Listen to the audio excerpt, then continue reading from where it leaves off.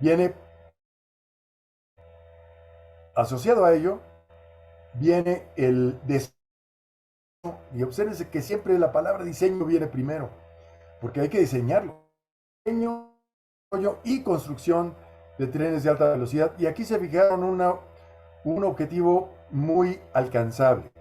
Los japoneses tienen trenes, como ustedes saben, que ya andan rondando los 40 kilómetros por hora, problema, en operaciones, digamos, normales. Ellos decidieron fijar 300 kilómetros por hora como la velocidad objetivo, ¿no? Y la idea es que todos los trenes circulen a 300 kilómetros por hora. Eso permitiría, imaginemos un instante,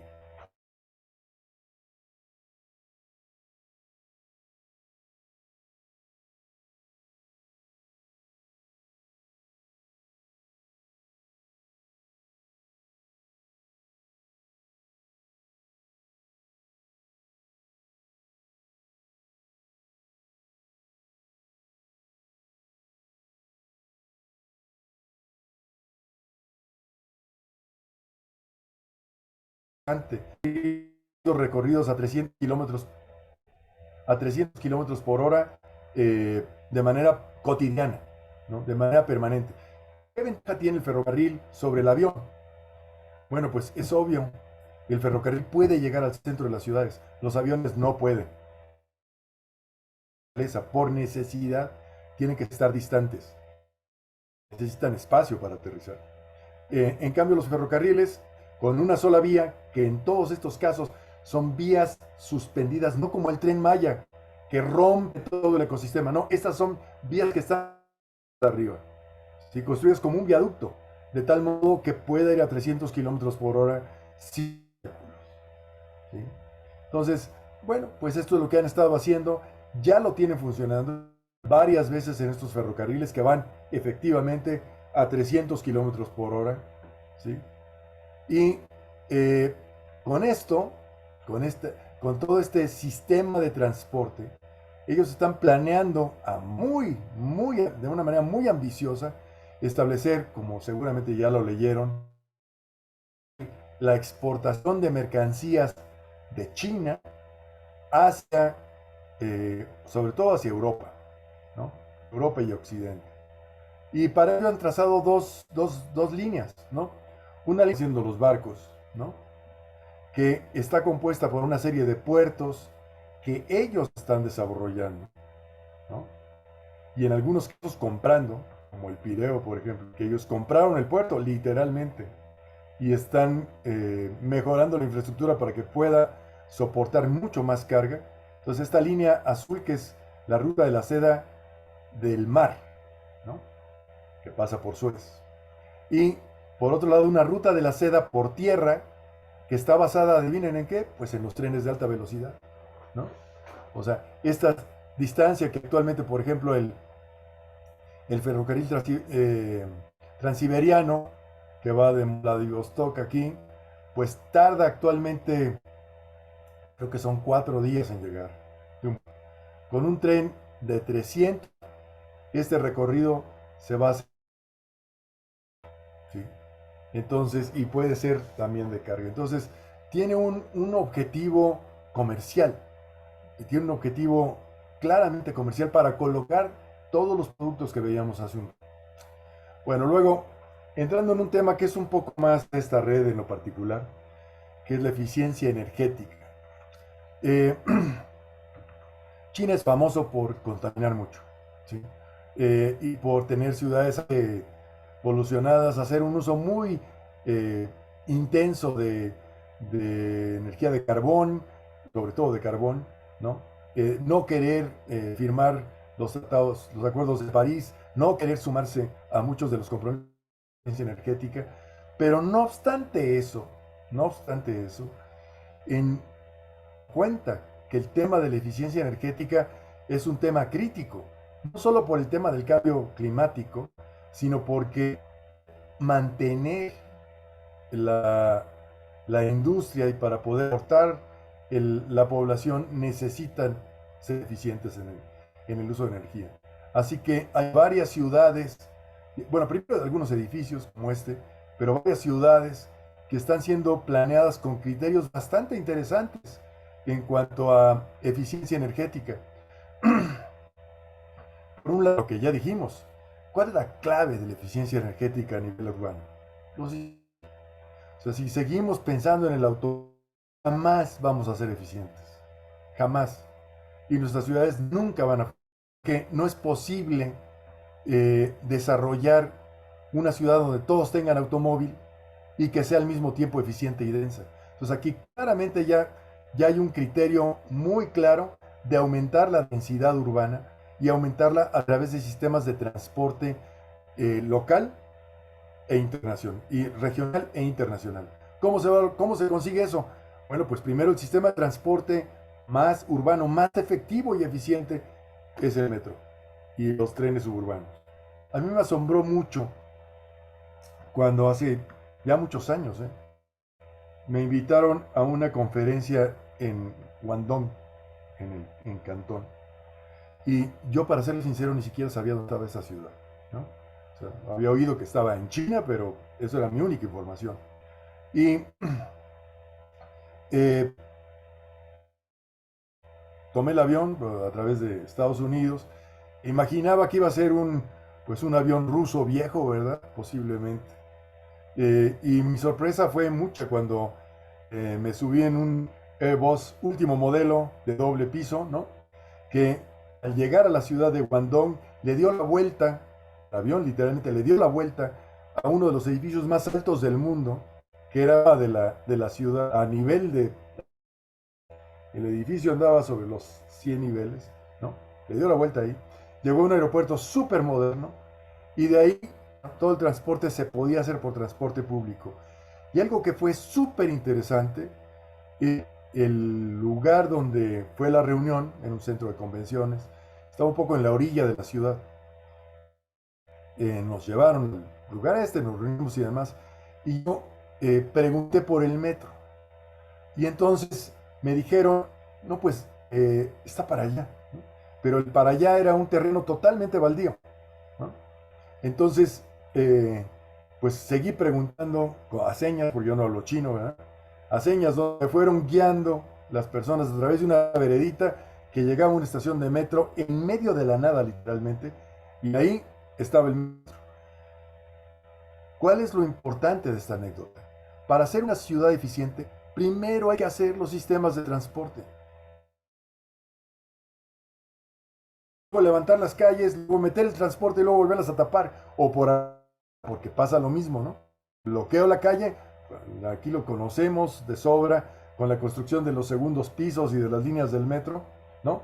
Entonces, primero el metro, primero el sistema de transporte público urbano y después el transporte público regional, el ferrocarril de alta velocidad y el aeropuerto en las afueras y después la ciudad. Y esa es la manera en la que hay que hacer el diseño sustentable. Y claro, se entiende que la necesidad de densificarse, tener cerca la estación de metro. A mí me asombra lo que ocurre en nuestro país, donde de repente tenemos estaciones de metro en la mitad de ningún lado. O sea, que no sirven a casi nadie. O sea, que a nadie de manera directa. El rango para que una estación de metro sea operada debe ser cuando más 15 minutos caminando, ¿sí? Es decir, un poquito más de 1 kilómetro. Ese es el rango, para que yo pueda caminar al metro. Estas ciudades están planteadas exactamente con ese criterio, que se puede llegar incluso en menos de 15 minutos, 5 minutos caminando al metro. Y entonces el metro es el sistema de transporte, ¿sí? Eh, Vean lo que tenemos alrededor, ¿no? Incluso las líneas de metro que pasan cerca de nuestra universidad, pues muchas veces no atienden casi a ninguna población, están mal ubicadas. Y obviamente entonces necesitan transporte terrestre que complemente el transporte público, porque no están cerca de las estaciones, los lugares de vivienda. Entonces, estas son las nuevas ciudades que se están planteando. Y estas ciudades se están haciendo en muchos casos donde no hay nada, donde hay nada más un cruce de ferrocarriles de alta velocidad. Es donde se van a hacer estas ciudades, para que sean pues productoras y desarrolladoras de, de progreso, ¿no? Este es uno de los proyectos que Hay un arquitecto muy famoso, judío, ¿sí? Que durante muchos años vivió en Canadá, que se llama Moshe Shatfi. Años, él es ya viejito. Uno de los principales diseñadores que está trabajando en China hoy en día. Este proyecto es uno de sus proyectos. Él desarrolló, entre otras cosas, un proyecto en Canadá en 1967 que se llamaba el Hábitat 67 para las Olimpiadas. ¿Sí? Y sigue siendo un modelo bastante interesante de vivienda con área verde asociada, y este es un poco lo que están haciendo actualmente. Entonces, la idea es construir ciudades y barrios que los sistemas de diseño pasivo, particularmente, y esta es otra cosa que quisiera comentarles porque tiene mucho que ver con nosotros, y creo que la siguiente imagen ya no tiene que ver con... Particularmente ellos están atendiendo una estrategia de diseño de espacios que se llama Passive House. No sé si algunos de ustedes hayan oído hablar de esto. Passive House es un sistema alemán eh, que se desarrolló 35 años por ahí, ¿no? 35, 40, debe ser unos 35 años. Por cierto, hay un sistema japonés muy parecido que se llama OM Solar, que también tiene más o menos el mismo tiempo. Y básicamente lo que hace es no refrigera el aire, sino que intercambia, sí, intercambia el calor con el medio ambiente, ¿sí? Con un intercambiador de calor que no es un compresor y un aire acondicionado, para poder mantener una buena calidad de aire interior, una temperatura adecuada y una renovación de aire constante, con una eficiencia muy alta, muchísimo más alta que el aire acondicionado. Entonces, si no lo conocen, pues yo les recomendaría mucho que eh, checaran este tema de Passive House, o si quieren otro día hacemos una por esos sistemas muy interesantes de recuperación de calor, disipación de calor a través de intercambios simples. Muy interesante. Y ellos están usando exactamente ese sistema para muchas de las nuevas viviendas en China. Luego, bueno, otra cosa que va asociada es pues automóviles eléctricos, ¿no? Para ciudad en bajo costo. Estos eh, seguramente ya lo saben, China es el principal productor de automóviles del mundo y es el principal productor de automóviles eléctricos del mundo y tiene la mayor cantidad de patentes con estos vehículos que hay, ¿sí? Y se han enfocado a varios mercados. El de los vehículos de ciudad, muy compactos y bastante económicos, de los cuales desafortunadamente no tenemos ninguno en el mercado mexicano, ¿sí? Pero que estoy seguro llegarán tarde o temprano. Y no tenemos ninguno porque toda la producción, prácticamente la totalidad de la producción de este tipo de transporte se queda en China. Es tan enorme que no necesitan exportarlo.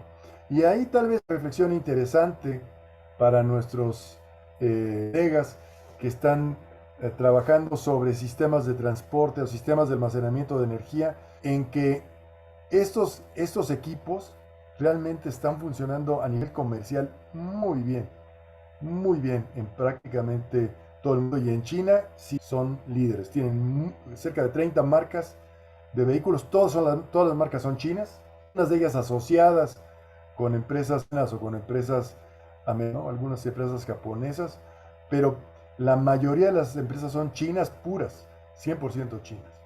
Y en México, ¿quién hubiera pensado de usted que hace 20 años íbamos chinos, tanto mecánicos como eléctricos, compitiendo y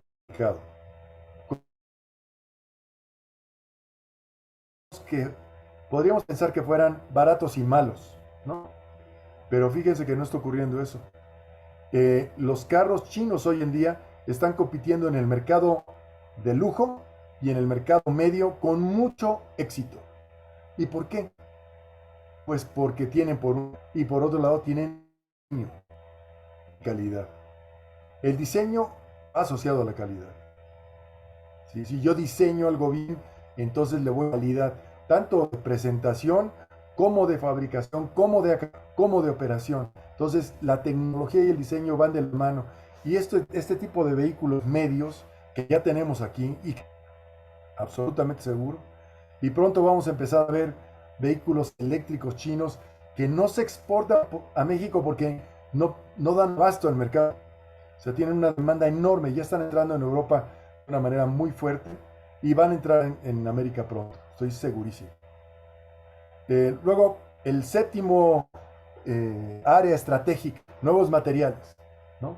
Aquí también tenemos que mutar, ¿no? Porque creo que los nuevos materiales pueden estar vinculados a la industria petroquímica, pero también hay muchos materiales que están vinculados a fibras naturales que sería muy interesante explorar. Por ejemplo, bueno, hay este tipo de fibras luminentes, ¿no? Tanto para textiles como para otros usos, materiales para material, que trabaja sobre condiciones bastante extremas y que de algunos que trabajan en fotoceldas, pues perfectamente bien saben que las celdas, ¿no? Con la idea de proveer de energía a los vehículos en el espacio. Y aquí, por ejemplo, hay otro tema que es interesantísimo en esto de los nuevos materiales, son los materiales compuestos. ¿Sí? Compuestos de nuevas fórmulas, como son compuestos de materiales reciclados y reciclables. Aquí tenemos una gran oportunidad porque desafortunadamente nuestro país y bueno, una buena parte del mundo, ¿verdad? Está lleno de basura. Entonces, creo que la intención eh, desde el reciclado de los desechos es una cosa muy interesante. Aquí en lo particular, este material lo están desarrollando para pisos, para puertas, para paneles de muros, para plafones, para otros productos. Es un material de construcción básico a partir de... Entonces aquí hay un campo interesante. Si un proyecto de aplicación deberíamos estar pensando en esto. ¿Sí? Ya llegando casi a los últimos, está lo que les comentaba de instrumental médico. Eh, que el instrumental médico es un instrumental de muy alto costo, ¿sí? De muy alta demanda, porque todo el mundo quiere poder estar sano, poder acceder a instrumental de alta tecnología para detectar, prevenir o para remediar enfermedades. Entonces aquí obviamente hay un buen campo. Este es uno de los que me pareció muy interesante, una, un equipo de ultrasonografía portátil. Como ven, es un aparatito literalmente del tamaño más chiquito que una computadora, ¿no? Entonces, obviamente para ciertos usos en comunidades pequeñas o para medicina ambulatoria, pues esto es exactamente el tipo de equipo que se necesita. Cosa muy polémica, pero muy importante, el desarrollo de... Y todo el mundo sabe, después de la pandemia, las vacunas fueron un arma de guerra, ¿no? Eh, fueron usadas como un arma comercial.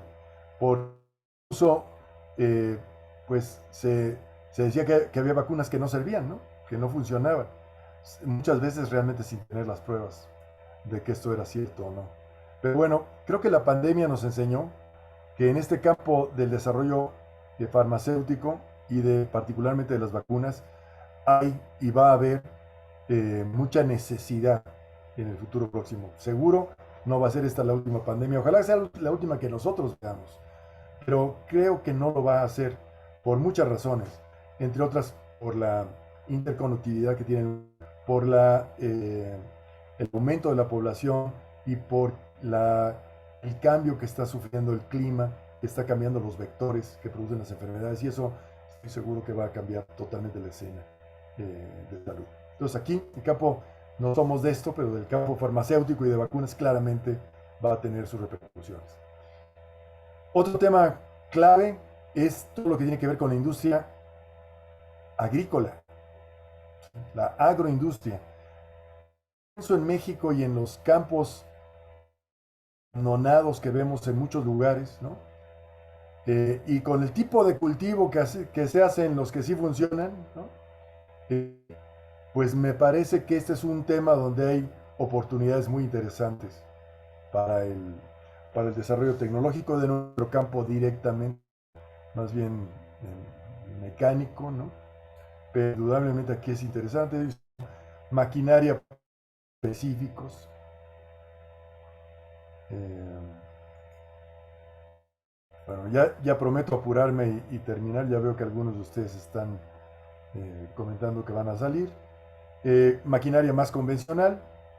Y por último, producción de energía, donde siempre pensamos en la producción de energía como algo relativamente pequeño. Y ellos lo que han estado haciendo es la producción de elementos para producir energía, ¿no? Tanto para las centrales eléctricas convencionales, como esta que está aquí, ¿no? Como para el desarrollo tecnológico de turbinas eólicas, que ya está prácticamente operando en todo China y que es una de las grandes oportunidades. Nosotros, creo, hasta donde yo tengo entendido, seguimos importando esto, pero ya sería tiempo de empezar a pensar en producirlos en México. También los sistemas fotovoltaicos, de los cuales algunos de ustedes son un ejemplo de lo que están haciendo con algunos sistemas fotovoltaicos en China. Y este es otro ejemplo interesante de una planta de 2.2 gigawatts en China también, ¿no? Ya instalada y funcionando. Ya por último y para concluir, ¿y hacia dónde nos debe de llevar esto? ¿A publicar un artículo arbitrado? No. Lo que se necesita son patentes. Lo que realmente se necesita son patentes. Los chinos ya lo entendieron de mucho tiempo atrás. Ellos leen los artículos arbitrados y producen patentes. ¿Sí? Esta es una gráfica de la producción de patentes pues, prácticamente principios del siglo de 2000 al 2017. Y podemos ver la cantidad que estaba publicando China. Ahorita les pongo unos datos más actualizados. Su más cercano competidor eran los Estados Unidos, pero cae a la mitad. Y el siguiente más cercano es la producción prácticamente del resto del mundo. Y el siguiente más cercano es Japón y anda, pero ya lejísimos, ¿no? Ellos ya entienden producir patentes y que lo que se produce con la investigación no son artículos, son patentes. Este es otro ejemplo, ya más actual, estos son del 2021, de las patentes concedidas por país de origen y el campo de conocimiento. Y aquí podemos ver que China domina todos. ¿Sí? China produjo en un año 607.700 patentes, más que el doble que Estados Unidos. ¿Sí? Bueno, un poquito más que una tercera parte de las patentes. ¿Sí? ¿Y en qué campos se están produciendo más patentes? En tecnología de computación, maquinaria eléctrica y aparatos y energía, aquí estamos nosotros. ¿Sí? Comunicación digital que está integrada. ¿Sí? Sistemas de medición, sistemas médicos, transporte, aquí está también, sistemas de ingeniería civil. Y ya, aquí vienen otros. Entonces, este es el panorama completo, ¿no? Y es interesante también notar que solo 6 países producen el 88% de las patentes. Indudablemente el líder es China con el 38% de las patentes del mundo. 4 de cada 10 patentes actuales son chinas. Estados Unidos con el 18, poquito menos de una de cada 2. Japón el 16, 1.5 de cada 10. Corea, otro país muy interesante para voltear los ojos, el 10% de las patentes. Y después le sigue Alemania y después Francia. Y ahí se acabaron los 6 países que tienen el 88% del desarrollo tecnológico. Pues bueno, mi intención al hacer esta plática y a proponerle a Margarita que se las mostrara, es que entendamos mejor parte estratégica del desarrollo tecnológico y el diseño. No basta la tecnología, tiene que sumarse al diseño. Y luego no basta sumarlos. El objetivo debe ser la producción de patentes, la producción de conocimiento aplicado que esté vinculado. Entonces yo creo que cuando en este grupo platiquemos de qué proyectos y de qué forma nos vamos a vincular, lo hagamos de una manera mucho más estructurada, como creo que los han hecho los chinos. Obviamente, ¿no? Tenemos un contexto muy distinto, pero creo que tenemos potencial de inteligencia dentro de estas 4 fortalezas que ponían ellos. Yo creo que la inteligencia eh, académico lo tenemos. Lo que nos falta es lo otro, lo demás, visualizar lo demás. Y también les voy a dar un dato para cerrar con esto. Hace 20 años, China se dio cuenta que necesitaba diseñadores. Y aprovechando que esta es una red de ingeniería, voy a comentar, se dio cuenta que necesitaba diseñadores porque las patentes necesitaban diseños. Y creó 1000 escuelas de diseño, alumnos cada una, que producen 1.000 diseñadores cada año. ¿Sí? A lo mejor 999.000, ¿sí? Pero producen 1.000 diseñadores extraordinarios cada año. Y con eso están haciendo justo lo que les acabo de mostrar. Vehículos automotores, automóviles están ganando el mercado. Ferrocarriles que están superando cualquier expectativa. Aviones que están cambiando literalmente la manera. Diseños de edificios que están revolucionando las cosas. No todo es bueno, obviamente, ¿no? Ni todo es copiable. Ellos eran especialistas en copiar, ¿eh? Pero creo que hay mucho, mucho, mucho que aprender de este enfoque chino, que además, la verdad, ha sido extraordinaria.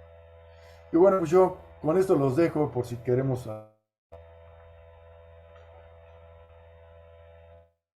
Gracias, Aníbal. Pues muy interesante. Es una sola pregunta porque yo sé que todos tienen que hacer. ¿Alguien quisiera preguntar? Silvia, ¿quieres abrir tu micrófono? Levantó la mano. Por favor. Sí, perdón, es básicamente, digamos, voy a hacer un comentario y tal vez una pregunta. Les voy a comentar algo que a mí me ocurrió hace 30 años, Aníbal, ¿no? Yo estaba en una reunión de simulación molecular en Inglaterra y a la hora de la comida me tocó sentarme con que el cuate se tenía que regresar al día siguiente porque lo había nombrado coordinador para introducir el curso de mecánica en carreras de ingeniería química, etcétera. Yo le decía, es que padre, nosotros tenemos que pelearnos para meter un curso, tú lo vas a meter. Este, y entonces le digo, ¿cuál es la cuál tanto interés? Vaya, yo que me dedico a eso, pues el potencial que tiene, pero ya promover a nivel nacional, ¿por qué no? Y me decía, es que se han dado cuenta que el futuro de los catalizadores viene en líquidos. Y la única manera de entender líquidos es entendiendo termodinámica estadística. Ujú. Entonces, en efecto, es un que pues se ha adelantado, digo, tiene las computadoras más rápidas del mundo. Y bueno, todo lo que tú acabas de mencionar, pues es envidiable, la verdad. Eh, y entonces, pues ciertamente por estos lugares, pues eso no se da, ¿no? Mi pregunta sería, ¿cómo visualizas tú que podría hacer algo? Yo entiendo eso de más allá de un artículo de investigación. Todo eso ha sido provocado por las políticas del SNI, ¿no? O sea, el SNI nos ha dicho, para la manera de ir ascendiendo académicamente en las mismas universidades, para ir ascendiendo académicamente necesitas publicaciones y muchos nos hemos metido en esa dirección.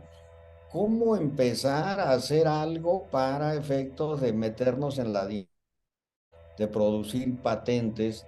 Porque digo, hay un comentario ahí que dice las patentes duran mucho tiempo. Pues sí, duran mucho tiempo, pero tal vez lo que tendríamos que lograr es que se cambien los criterios de evaluación en organ el dinero, ¿no? ¿Tú cómo lo ves?